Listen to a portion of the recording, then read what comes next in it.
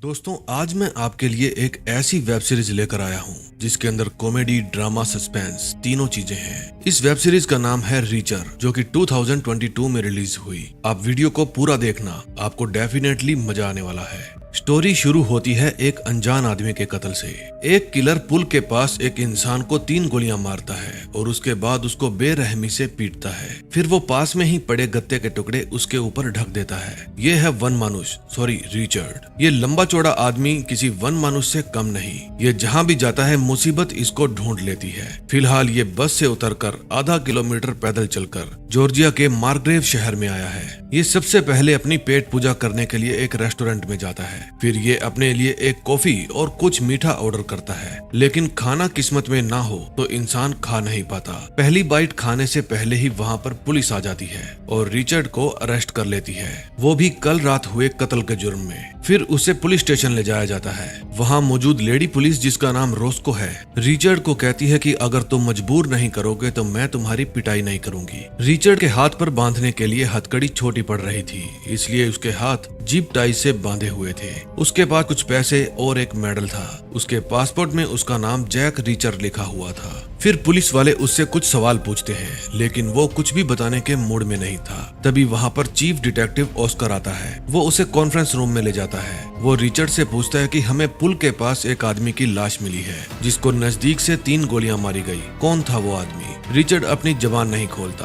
फिर ऑस्कर कहता है कोई बात नहीं, तुम्हें सरकारी वकील दिया जाएगा, सो उसके आगे तो तुम्हें बोलना ही पड़ेगा। रिचर्ड कहता है मुझे वकील की जरूरत नहीं, क्योंकि मैंने किसी को नहीं मारा, कम से कम पिछले 1-2 दिनों में तो नहीं। बाहर रोस्को पता लगाती है कि रिचर्ड की उंगलियों के निशान किसी से मेल नहीं खाते। No Facebook, no Snapchat, no Instagram, इसके नाम से कोई भी आईडी नहीं है, ना ही कोई ड्राइविंग लाइसेंस, ना ही कोई बीमा। इंटरनेट पर इसका कोई भी नामो निशान नहीं है। इसके होने का एक लौता सबूत ये है कि ये हमारे पास ही एक कमरे में बैठा है। कॉन्फ्रेंस रूम में रिचर्ड ऑस्कर को बताता है कि जिस तरह से आपने मुझे बताया, मुझे लगता है कि ये कत्ल 3 लोगों ने किया है। किसी एक किलर ने इसको गोली मारी। उसको इतनी समझ थी कि वहाँ पर गोलियों के खाली कैप नहीं छोड़ने हैं। ऐसा लगता है कि उसने पहली बार किसी को नहीं मारा। फिर एक सरफिरा आता है और उस लाश को बेरहमी से पीटता है। फिर वहाँ तीसरा आदमी आता है जो उस लाश को आसपास पड़े गत्ते के टुकड़ों से ढक देता है। ऑस्कर कहता है कहानी अच्छी है, लेकिन तुम्हारे जैसा ही कोई लंबा चौड़ा आदमी लाश के पास देखा गया था।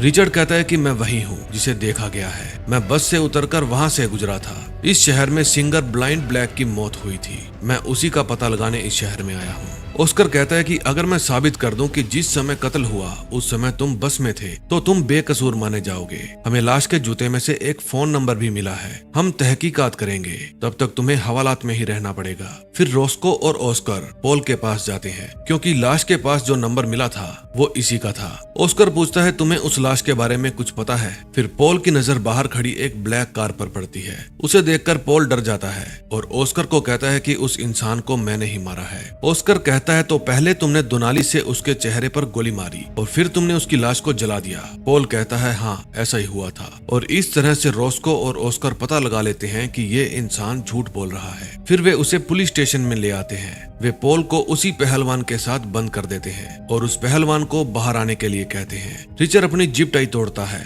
और वहाँ से बाहर आ जाता है। बाहर आकर ऑस्कर रिचर्ड को बताता है कि ये आदमी, जिसका नाम पॉल है, मार्ग्रेव शहर में रहता है और इसके नाम पहले कोई भी अपराध नहीं है। इसने उस हत्या की जिम्मेदारी ली है। रिचर्ड कहता है ये तो अच्छी बात है, चलो मैं चलता हूँ। ऑस्कर कहता है अभी नहीं, क्योंकि मैं जानता हूँ वो झूठ बोल रहा है, इसलिए तुम अभी जा नहीं सकते। फिर ऑस्कर रिचर्ड को वापस पुलिस स्टेशन में ले आता है और उसे समझाता है कि तुम्हें 1 हफ्ता उसके साथ हवालात में रहना होगा, शायद वो तुम्हें सच्चाई बता दे। रिचर्ड कहता है ये क्या बकवास है, उसने खुद कबूल किया है, मुझे जाने दो। ऑस्कर कहता है कि उसने कबूल किया है, लेकिन मैं जानता हूँ वो कातिल नहीं है। तुम कबूल नहीं कर रहे, लेकिन मुझे तुम पर शक है। अपनी बेगुनाही साबित करने के लिए तुम्हारे पास एक मौका है। फिर वो पॉल की घड़ी और अंगूठी उतारने की सलाह देता है, क्योंकि अंदर जाते ही उसे लूट लिया जाएगा। पुलिस वाली रिचर्ड की तरफ अट्रैक्ट थी।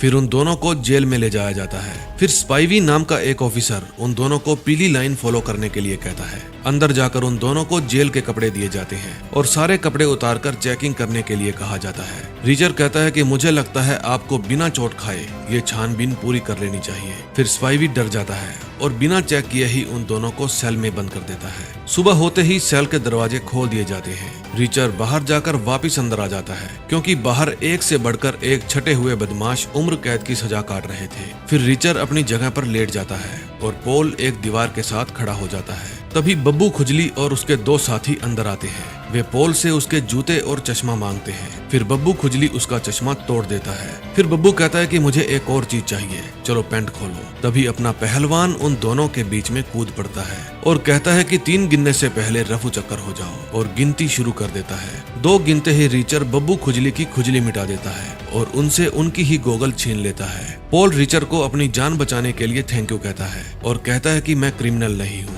मैं तो बस एक करेंसी मैनेजर हूँ। मुझे जबरदस्ती फंसाया जा रहा है। मुझे धमकी मिली है कि अगर मैंने जुर्म कबूल नहीं किया तो मुझे मेरे परिवार के सामने कीलों से दीवार पर टांग दिया जाएगा। तभी रिचर नोटिस करता है कि कुछ लोग उसके ही बारे में बात कर रहे हैं। फिर वो बाथरूम में जाता है। वे गुंडे जो उसे घूर रहे थे वे भी बाथरूम में आ जाते हैं और उसको घेर लेते हैं। रिचर कहता है कि 3 गिनने से पहले यहाँ से तितर हो जाओ और गिनती शुरू कर देता है। अब की बार फिर से वो 2 तक गिनती गिनता है और उसके बाद वो सभी गुंडों की अच्छे से ठुकाई कर देता है। वो उन सबको इस तरह से मारता है जैसे इसको पीटने में मजा आ रहा है। वो सबको चारों खाने चित कर देता है। इतने में वहाँ पर गार्ड्स आ जाते हैं। एक गार्ड कहता है कि तुम दोनों यहाँ क्या कर रहे हो। वो उन दोनों को उनके सही कमरे में ले जाता है, यानी स्पाइवी पहले इनको गलत कमरे में छोड़ आया था। उधर रोस्को ऑस्कर के पास जाकर कहती है कि मैंने रिचर के बारे में सब कुछ पता लगा लिया है। वो एक फौजी था जिसने defence superior service medal, legion of merit silver medal, army commendation medal, 2nd silver star medal और कंधार मरीन बैरक पर हुई बमबारी में चोट लगने के लिए पर्पल हार्ट, ये सब पदक जीते हैं। मेजर रिचर ने जलती हुई आग में से 12 लोगों को भी बचाया था। रोस्को पूछती है ऐसा आदमी जेल में क्या कर रहा है। ऑस्कर कहता है दफा हो जाओ मेरे कमरे से। अगले दिन सुबह पोल रिचर को कहता है कि मेरी जमानत होते ही वे लोग मुझे मार डालेंगे। रिचर कहता है मुझे ये समझ में नहीं आ रहा कि वे लोग मुझे क्यों मारना चाहते हैं। स्पाइवी ने मुझे खास कैदियों वाली जगह पर क्यों रखा, फिर मुझ पर कैदियों द्वारा जानलेवा हमला भी हुआ। मुझे तो लगता है कि बाहर जाते ही मैं नहीं बचूंगा। अब उन दोनों को जेल से रिहा कर दिया जाता है। पोल की जमानत उसकी वाइफ ने करवा ली थी और रिचर को रोस्को लेने के लिए आई थी। वो रास्ते में उसे बस के सीसीटीवी कैमरा की फुटेज दिखाती है जिससे साबित हो गया था कि जिस समय कत्ल हुआ रिचर उस समय बस में था। फिर रिचर रोस्को के साथ नए कपड़े लेने जाता है। रोस्को पूछती है कि फैमिली में और कौन कौन है। रिचर कहता है सब मर चुके हैं सिवाय मेरे भाई जो के, लेकिन मुझे ये नहीं पता कि वो कहाँ है। फिर रोस्को उससे पूछती है कि खर्चे के लिए पैसे कहाँ से आते हैं। रिचर कहता है कि मेरी पेंशन मेरे अकाउंट में टाइम से आ जाती है। फिर वो रिचर को शहर में छोड़ देती है और रात को डिनर के लिए इनवाइट करती है। शहर के सब लोग उसे घूर रहे थे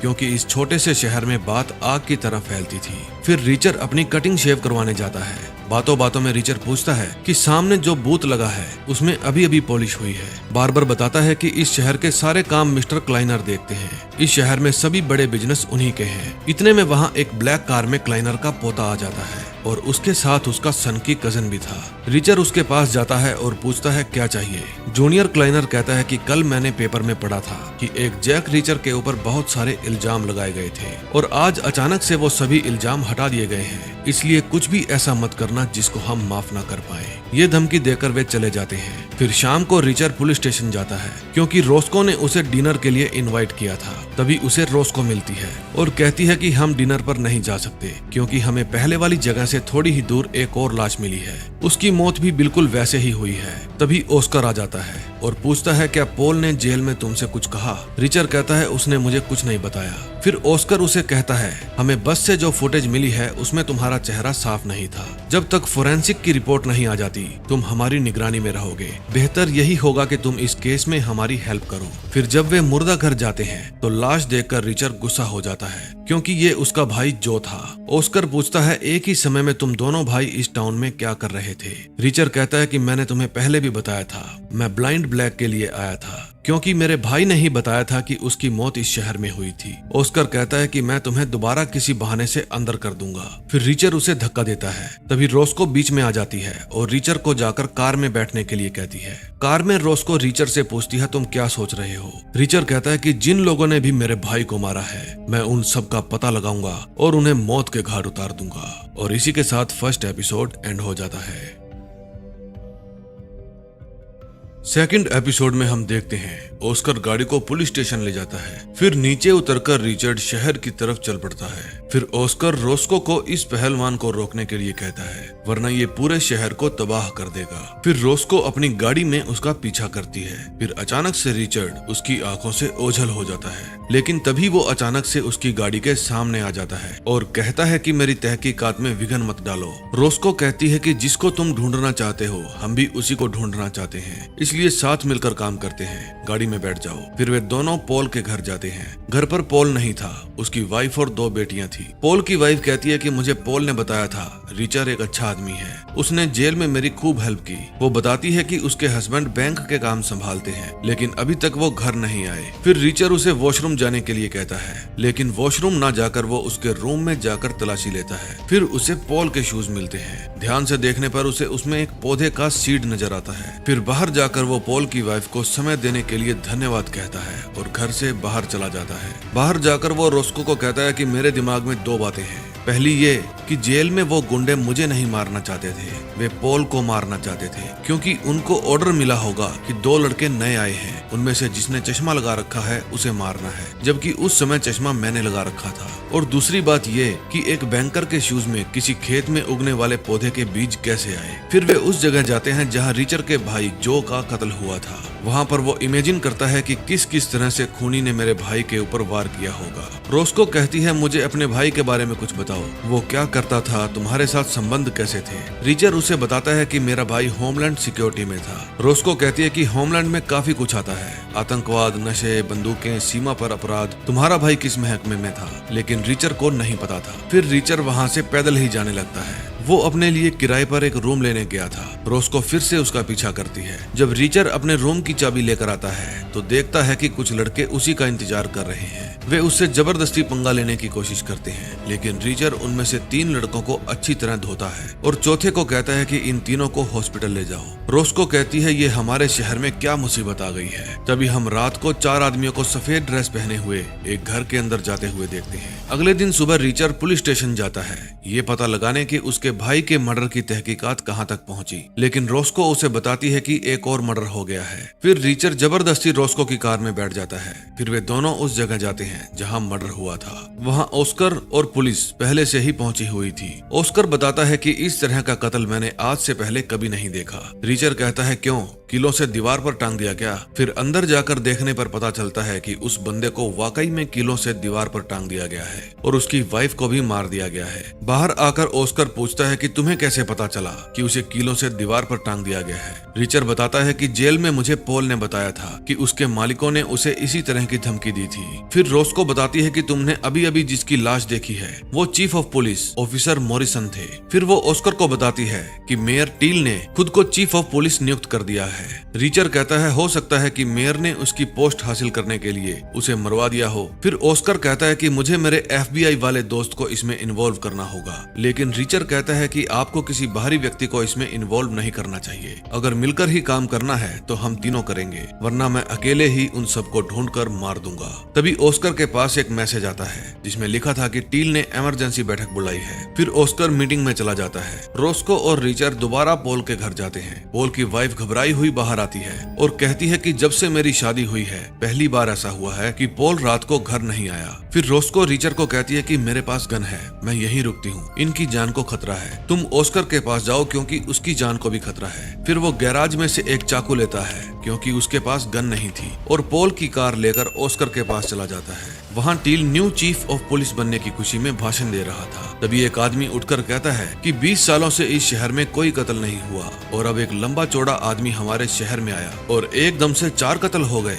फिर सभी लोग चिल्लाते हैं कि उसको अरेस्ट करो। उनको ये नहीं पता था कि वो आदमी पीछे ही खड़ा है। तभी वहाँ पर मिस्टर क्लाइनर आते हैं और उन सभी को शांत करते हैं। वे बताते हैं कि उस लंबे चौड़े आदमी का नाम रिचर्ड है, खुद उसके भाई का भी कत्ल हो गया है, इसीलिए वो भी आप जैसे कातिल के बारे में जानना चाहता है। किसी को भी उनसे डरने की जरूरत नहीं है। हमें चीफ डिटेक्टिव ऑस्कर और new chief of police mister Teal पर भरोसा रखना चाहिए। फिर मीटिंग खत्म होने के बाद ऑस्कर मिस्टर टील के पास जाता है और कहता है कि मैं कातिलों के पैटर्न को जानने की कोशिश कर रहा हूँ, लेकिन मिस्टर टील कहते हैं कि इसमें कोई पैटर्न नहीं है। ऑफिसर मॉरिसन ने अपनी ड्यूटी के दौरान हजारों अपराधियों को गिरफ्तार किया। उनमें से कोई रिहा हो गया होगा और अपनी दुश्मनी निकाल ली होगी। जाकर रिहा हुए कैदियों की लिस्ट पर ध्यान दो। फिर बाहर आकर ऑस्कर रिचर को बताता है कि टील इस केस से मेरा ध्यान भटकाना चाहता है। रिचर कहता है मुझे क्लाइनर पर शक है, क्योंकि बिना काले धंधे किए इंसान इतना अमीर नहीं बन सकता। ऑस्कर पूछता है तो हमें क्या करना चाहिए। रिचर कहता है कि हमें पहला काम ये करना चाहिए कि पॉल की फैमिली को गुंडों से प्रोटेक्ट किया जाए। फिर ऑस्कर कहता है अब तो मुझे मेरे दोस्त की हेल्प लेनी ही होगी। फिर ऑस्कर के जाने के बाद मिस्टर टील रिचर के पास आते हैं और कहते हैं कि मुझे तुम्हारे भाई की मौत का बेहद अफसोस है। यकीन मानिए हम कातिलों को ढूंढ लेंगे। फिर रिचर बार्बर के साथ वाले स्टोर से खुद के लिए एक फोन लेने जाता है। बार्बर उसे बताता है कि 2 स्पेनिश लड़के मेरी शॉप पर आए थे और तुम्हारे बारे में पूछ रहे थे। वे तुम्हारे दोस्त तो नहीं लग रहे थे, उनसे बचकर रहना। फिर रिचर पॉल के घर जाता है। वो पॉल की वाइफ को कहता है कि जल्दी से सामान बांध लो। ऑस्कर का फ्रेंड ऑफिसर पिकार्ड आप लोगों को लेने आते ही होंगे। आप और आपकी बेटियां उनके साथ सेफ रहेंगी। फिर जब रिचर घर से बाहर जाता है तो देखता है कि दूर एक कार में बैठे लड़के उसी की तरफ घूर रहे हैं। फिर जब रिचर उनके पास जाने लगता है तो वे वहाँ से चले जाते हैं। फिर वो अंदर जाकर कहता है कि अभी की अभी निकलो यहाँ से। इतने में वहाँ पर ऑफिसर पिकार्ड आ जाते हैं। रिचर उनकी आईडी चेक करता है और सभी को उनकी कार के अंदर बिठा देता है। ऑफिसर पिकार्ड कहते हैं कि ऑस्कर मेरे भाई जैसा है, उसने मुझे इनकी हिफाजत का काम दिया है, तो मैं अपने ऑफिस की छुट्टी लेकर भी इनकी हिफाजत करूंगा। फिर रिचर स्वाइपी के पास जाने की बात करता है। रोस्को कहती है वो तुम्हें कुछ नहीं बताएगा। रिचर कहता है बताएगा, बस पूछने का तरीका आना चाहिए। फिर वो स्वाइपी के पास कॉल करता है और कहता है कि मैं ऑफिसर ऑस्कर बोल रहा हूँ। कुछ दिन पहले तुम्हारी जेल में रिचर नाम का एक कैदी आया था। उसके साथ जेल में अच्छा व्यवहार नहीं हुआ, इसलिए वो तुम पर केस करने वाला है। मुझे इसी रिगार्डिंग तुमसे बात करनी है। फिर स्वाइपी उसे एक बार में आने के लिए कहता है। फिर जब रिचर स्वाइपी से मिलता है तो स्वाइपी कहता है कि मुझे तुम्हारे बोलने के अंदाज से समझ आ गया था कि तुम अश्वेत ऑफिसर ऑस्कर नहीं हो। चलो मुझसे मिलने से पहले मेरे साथियों से मिल लो। फिर वहाँ पर वही 2 स्पेनिश लड़के आ जाते हैं। वे रिचर को कार की डिग्गी में लेटने के लिए कहते हैं। रिचर कहता है भूल जाओ, ये बहुत छोटी है। फिर वो उन दोनों पर टूट पड़ती है जो उसके खुद के ही नाम पर थी। ये गन भी रिचर की ही तरह हट्टी कट्टी थी। फिर बाहर जाकर रिचर गन चलाकर देखता है, क्योंकि हथियार को जब तक चलाकर ना देखा जाए उस पर भरोसा नहीं करना चाहिए। फिर रिचर और रोस्को ऑस्कर के पास जाते हैं। रोस्को ऑस्कर को बताती है कि कल रात वे लोग मुझे भी मारने आए थे, मैं घर पर नहीं थी इसलिए वे एक धमकी छोड़ गए हैं। फिर वे फोरेंसिक लैब में जाकर जैस्पर से मिलते हैं। जैस्पर उन्हें बताता है कि दूसरी लाश पीट जोबलिंग की थी। वो ट्रक चलाता था। उसकी उम्र 43 साल थी। वो शादीशुदा है और अटलांटा में उसका एक घर भी है। उसके नाम कोई आपराधिक कंप्लेंट नहीं है, सिवाय 2018 में गलत ड्राइविंग के मामले के। फिर रोस्को के पास सीक्रेट सर्विस ऑफिसर मोली बैथ का फोन आता है। वो बताती है कि मैं जो के साथ काम करती हूँ। फिर फोन को रिचर ले लेता है और कहता है कि जो मर चुका है, मैं उसका भाई बोल रहा हूँ। क्या आप बता सकते हैं कि वो मार्ग्रेव जॉर्जिया में क्यों आया था? वो बताती है कि मुझे एग्जैक्ट नहीं पता, लेकिन वो कोई खुफिया मिशन पर था। रोस्को पूछती है वो किस तरह का काम संभालता था। मोली बताती है कि वो नकली नोट और जालसाजी का काम संभालता था। उसने मुझे एक बार कहा था कि मैं जालसाजी का धंधा पूरी तरह से बंद करवा के रहूंगा। फिर रिचर कहता है क्या आप उसकी फाइलों की हार्ड कॉपी दे सकती हैं? ये बात किसी को भी पता नहीं चलनी चाहिए। मोलीबेथ कहती है कि कॉपी तैयार करने में 1-2 दिन लग जाएंगे। फिर वहाँ से बाहर निकलकर ऑस्कर कहता है नकली नोटों के लिए इतने कत्ल। रिचर कहता है लोग तो $20 के लिए जान ले लेते हैं, ये तो बड़ा मामला लगता है। फिर ऑस्कर कहता है कि मैं स्पाइवी के घर जाऊंगा, वो दूसरे राज्य में पड़ता है। तब तक तुम ये पता लगाओ कि 2018 में उस ट्रक ड्राइवर पर क्या मुकदमा चला था और ठंडे दिमाग से काम लेना। फिर रोस्को पुलिस स्टेशन जाती है। वो टील को बताती है कि रात को कुछ गुंडे मेरे भी घर आए थे। शुक्र मनाओ मैं घर पर नहीं थी, वरना केस कल ही रफा दफा हो। ट्रक वाला मुसीबत में फंस गया था तो क्लाइनर ने ही उसकी कानूनी फीस भरी थी। ऑस्कर बताता है कि मैं स्वाइपी के घर गया था। ऐसा लगता है कि वो शहर छोड़कर भाग गया है, लेकिन भागने से पहले उसने कई बार क्लाइनर के ऑफिस में कॉल की थी। सारे सबूत क्लाइनर की तरफ इशारा कर रहे हैं। हो सकता है कि नकली नोट एक जगह से दूसरी जगह पर सप्लाई करने के लिए उन्हें ट्रकों की जरूरत पड़ती हो। आगे का रास्ता कांटों भरा है। ऑस्कर बताता है कि गैर कानूनी ढंग से इकट्ठा किए सबूत मान्य नहीं होते। फिर रिचर और ऑस्कर क्लाइनर के ऑफिस में जाने का फैसला करते हैं। रिचर बचा हुआ खाना एक डॉगी के लिए ले जाता है, जिसका मालिक उसे अक्सर पानी और खाने के लिए कुछ नहीं देता था। फिर ऑस्कर के पूछने पर वो बताता है कि ये मेरे चाचा का कुत्ता होता है। पिछले हफ्ते मेरे चाचा की मौत हो गई। मैं इसे लाना नहीं चाहता था, लेकिन मजबूरी में लाना पड़ा। ऑस्कर कहता है इसकी अच्छे से देखभाल करो, वरना $500 का जुर्माना और 10 दिन के लिए कैद भी हो सकती है। हमें दोबारा आकर तहकीकात ना करनी पड़े। फिर वे दोनों क्लाइनर के ऑफिस में जाते हैं। वहाँ बड़े पैमाने पर पशुओं का चारा ट्रक से अनलोड किया जा रहा था। फिर एक लड़की उन्हें लेने आती है। वो उन्हें मिस्टर क्लाइनर के ऑफिस में ले जाती है। ऑस्कर पूछता है, क्या आप स्वाइपी को जानते हैं? उसने पिछले 3 दिनों में कई बार आपके ऑफिस में फोन किया है, और मरने वाला एक आदमी जिसका नाम पीट जोबलिंग है, वो भी आपके लिए ही ट्रक चलाया करता था। आपने उसकी कानूनी फीस भी भरी थी। मिस्टर क्लाइनर कहते हैं कि मेरा माल देश के हर कोने में जाता है। मेरे वकीलों की टीम हर वक्त तैयार रहती है ताकि कोई ट्रक ड्राइवर मुसीबत में हो तो उसे जल्दी से मुसीबत से निकाला जाए, क्योंकि माल की सप्लाई रुकनी नहीं चाहिए। और रही बात स्वाइपी की, ये भी हो सकता है कि उसका कोई दोस्त हमारी कंपनी में काम करता हो, जिससे वो बात करने की कोशिश कर रहा था। मुझे पता है कि आप लोग अपना काम कर रहे हैं, लेकिन ये बात मत भूलो, मैंने इस शहर के लिए अपना बहुत सारा पैसा लुटाया है, और अब मैं कत्ल से जुड़े सवालों के जवाब देते हुए अपमानित महसूस कर रहा हूँ। ऑस्कर कहता है, मैं ईमानदारी से अपनी ड्यूटी कर रहा हूँ, फिर सामने चाहे जो भी हो मैं सवाल करूंगा। क्लाइनर कहता है कि अगर बिना सबूत के मेरा टाइम खराब करोगे तो मार्ग्रेव की जनता तुम पर खुश नहीं होगी, इसलिए चले जाओ यहाँ से। ऑस्कर जाने से पहले उसे धमकी देता है कि आप शहर के बाप होंगे, मेरे नहीं। अगर मेरी तहकीकात में बाधा डाली तो मैं तुम्हारे हलक में हाथ डालकर तुम्हारा कलेजा खींच लूंगा। उसका डायलॉग सुनकर रिचर को हंसी आ रही थी। फिर क्लाइनर सिक्योरिटी बुलाता है। वे सिक्योरिटी वाले उन्हें बाइज्जत बाहर का रास्ता दिखाते हैं। रिचर कहता है, ये जो तुमने डायलॉग मारा है तुम पर बिल्कुल सूट नहीं करता। गाड़ी में भी रिचर ऑस्कर के डायलॉग का मजाक उड़ाता है। फिर रिचर उसे कहता है कि आपको अब अपने घर में नहीं रहना चाहिए, वरना आपका भी वो हाल हो सकता है जो ऑफिसर मॉरिसन का हुआ था। अब आपके पास थोड़ा बहुत कैश और एक नकली नाम होना चाहिए। फिर रोस्को और रिचर ऑस्कर का सामान बांधने में उसकी हेल्प करने के लिए जाते हैं। ऑस्कर कहता है कि रिचर तुम कोई जल्दबाजी मत करना। रिचर कहता है कि क्लाइनर का पर्दाफाश करना मेरा आखिरी काम है, पहला नहीं। मेरे पास काफी समय है मेरे भाई की मौत का बदला लेने के लिए। रोस्को कहती है कि हमारे पास 3 सुराग थे, पॉल, स्वाइपी और पीट जोबलिंग। स्वाइपी भाग गया, पॉल लापता है और पीट जोबलिंग मारा गया। रिचर कहता है, तो मैं स्वाइपी को ढूंढूंगा, उसने मुझे एक बार में बुलाया था, जरूर उसे वहाँ कोई जानता होगा। रात को गैस स्टेशन पर रोस्को को जूनियर क्लाइनर मिलता है। वो उससे पूछता है कि आजकल रिचर के साथ बड़ा घूम रही हो, इस शहर के लड़के कम पड़ गए थे क्या? रिचर ने तुम्हें बगदाद के बारे में तो बताया ही होगा कि किस तरह उसने बेकसूर लोगों की जान ली, और अच्छे कनेक्शन होने की वजह से उस पर से आरोप भी हट गए। मुझे तो रिचर ही हत्यारा लगता है। फिर रोस्को वहाँ से चली जाती है। फिर ऑस्कर एक लेडी से मिलने जाता है। वो उसी बैंक की मैनेजर थी जिसमें पॉल काम किया करता था। वो बताती है कि पॉल हमारी एक शाखा में करेंसी मैनेजर था, लेकिन 1 साल पहले ही वो हमारा बैंक छोड़कर चला गया था। उधर रिचर उस बार में जाता है जिसके बाहर स्वाइपी मिला था। वो एक बूढ़े आदमी को पैसे देकर उससे स्वाइपी के बारे में जानने की कोशिश करता है, लेकिन एक लंबा चौड़ा आदमी आकर उसे कहता है, ये कुछ नहीं बताएगा, किसी दूसरे बार में जाओ। अब की बार बिना गिनती गिने ही रिचर उसको पीट देता है। फिर बिना पूछे ही वो बता देता है कि स्वाइपी 2 स्पेनिश लड़कों के साथ गया है। वो काफी जल्दी में लग रहा था। फिर जब रिचर जाकर अपनी कार में बैठता है तो वो बैक व्यू मिरर में देखता है कि वही ब्लैक कार उसका पीछा कर रही है। फिर वो अपनी कार से उतरकर वापस बार में जाता है। वो किचन में जाकर वहाँ से ग्लव्स उठा लेता है और वापस अपनी कार में आकर बैठ जाता है। फिर वो अपनी कार को वहाँ से भगा लेता है। उसे पता था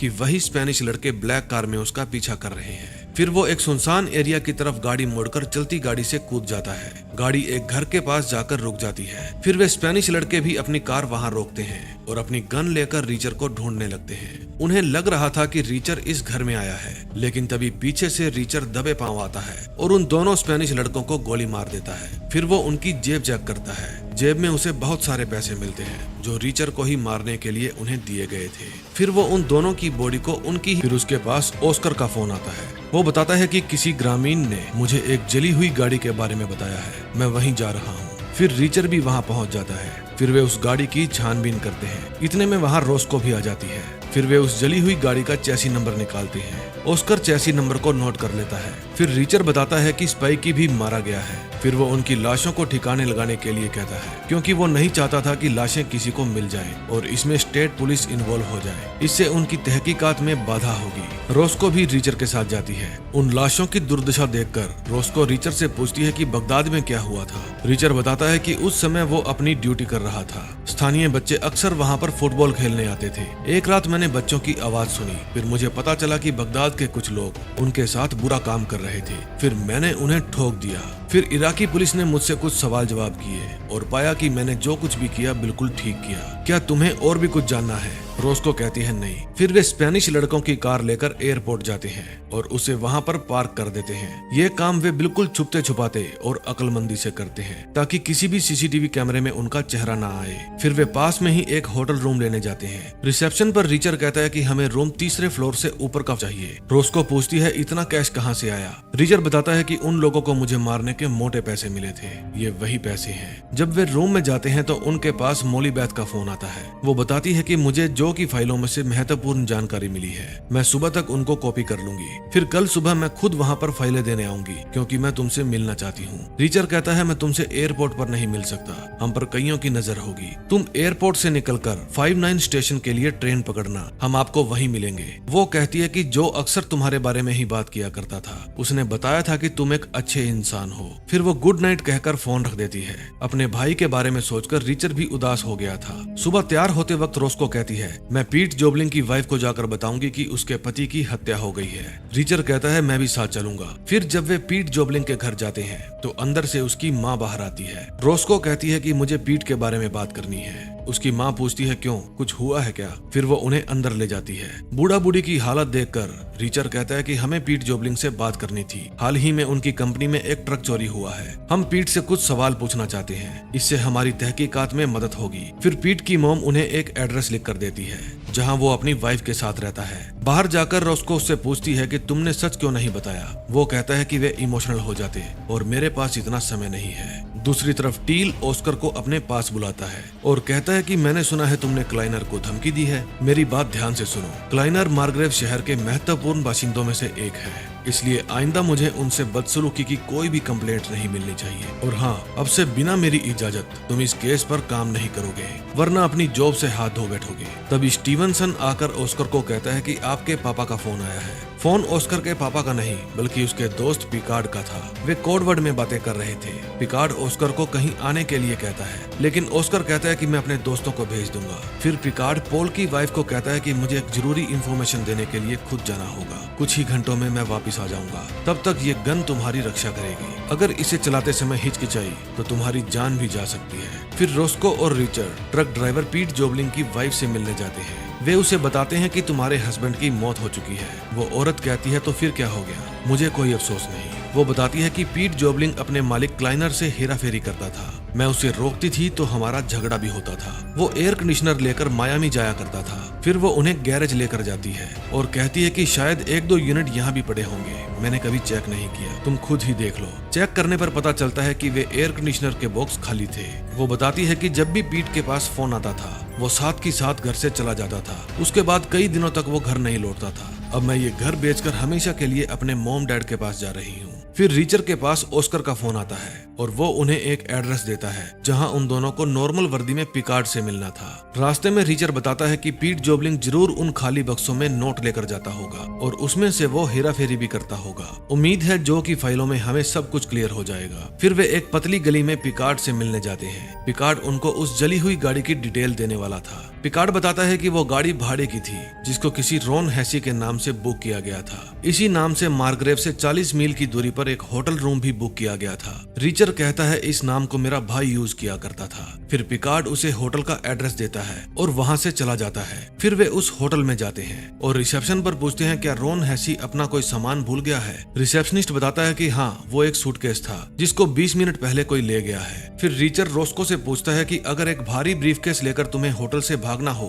तो तुम क्या करोगी। वो कहती है कि मैं जरूरी सामान निकालकर ब्रीफकेस को फेंक दूंगी। फिर वे डस्टबिन में देखते हैं, वहाँ जो का ब्रीफकेस पड़ा था। उसमें रिचर को अपने भाई का सूट मिलता है और सूट में से एक पर्ची मिलती है। उस पर्ची में कुछ कोड वर्ड में बातें लिखी हुई थी। तभी उनके ऊपर कोई गोलियां चलाता है। फिर रिचर और रोस्को दोनों अलग अलग रास्ते भागते हैं। गुंडे गाड़ी से रिचर का पीछा करते हैं और एक जगह पर जाकर गाड़ी फंस जाती है। फिर रिचर उनमें से एक आदमी को तो ठिकाने लगा देता है, लेकिन दूसरा रिचर का पीछा करता है। वो रिचर को गन पॉइंट पर ले लेता है और उसे शूट करने ही वाला था कि रोस्को उसका भेजा उड़ा देती है। जब ये बात ऑस्कर को पता चलती है तो वो कहता है कि और कितनी लाशें गिराओगे यार। रोस्को पूछती है कि पिकार्ड ने जो एड्रेस दिया था उस एड्रेस पे हमसे पहले कोई और कैसे पहुंच गया। ऑस्कर कहता है कि शायद जब पिकार्ड का फोन मेरे पास आया तब दूसरी लाइन पे से किसी ने हमारी बातें सुन ली होगी। उसे स्टीवनसन पर शक था, लेकिन रोस्को कहती है कि मुझे विश्वास नहीं हो रहा वो उनके साथ मिला होगा, लेकिन कुछ भी हो सकता है, हम किसी पर विश्वास नहीं कर सकते। फिर रोस्को ऑस्कर को मार्ग्रेव से बाहर एक बंद पड़े घर में बुलाती है। वहाँ वे सब मिलकर उस पर्ची पर जो कोड लिखे हुए थे उनको क्रैक करने की कोशिश करते हैं, लेकिन सब कुछ उनकी समझ से बाहर था। उस पर पीट की गैराज के बारे में लिखा हुआ था, जबकि उस गैराज में पहले ही वे जाकर चेक कर चुके थे। वहाँ खाली बॉक्स के अलावा कुछ भी नहीं था और उस पर्ची में लिखा था ग्रेस क्लीनर फाइल। दोस्तों, ग्रे पुलिस वाला था जिसने रोस्को को उसके मॉम डैड की मौत के बाद उसके पिता की तरह ही पाला था। रोस्को कहती है कि जब ग्रे की मौत हुई तब ना ही घर में और ना ही पुलिस स्टेशन में हमें कहीं भी क्लाइनर की फाइल नहीं मिली। फिर वे उस पर्ची पर लिखे फोन नंबर पर कॉल करते हैं। उन्हें पता चलता है कि ये तीनों नंबर अलग अलग शहरों में अर्थव्यवस्था महकमा के हैं। वॉइसमेल से पता चला है कि यूरोप में एक कॉन्फ्रेंस रखी गई है, ये तीनों ही 3 दिन बाद लौटेंगे। फिर वे खुद उन दफ्तरों में जाने की बजाय रीचर की एक दोस्त को हायर करते हैं जिसका नाम नियली था। वो पहले भी कई बार रीचर के साथ काम कर चुकी थी। फिर रीचर उसे ये तीनों नंबर देता है और पूरी डिटेल निकालने के लिए कहता है। फिर ऑस्कर कहता है कि हमें चलना होगा, मोली बेथ आती ही होगी। फिर वे तीनों उस प्लेटफॉर्म पर पहुंच जाते हैं जहां मोली बेथ आने वाली थी। फिर वहां मोली बेथ आ जाती है और एस्केलेटर की तरफ इशारा करती है। जब तीनों वहां पर जाकर उसका इंतजार करते हैं तो कुछ देर इंतजार करने के बाद भी वो ऊपर नहीं आती। फिर वे सभी अलग अलग रास्तों से नीचे जाते हैं। मोली उन्हें कहीं भी नहीं मिलती। फिर रीचर की नजर उस बैग पर पड़ती है जो मोली के हाथ में था। चेक करने पर पता चलता है कि वो बैग बिल्कुल खाली था। फिर रीचर पटरी पर थोड़ा आगे जाकर देखता है, उसे मोली मिल जाती है, लेकिन किसी ने मोली के पेट में चाकू मार दिया था। वो रीचर को देखकर कहती है जो, और इसी के साथ 4th एपिसोड का भी एंड हो जाता है।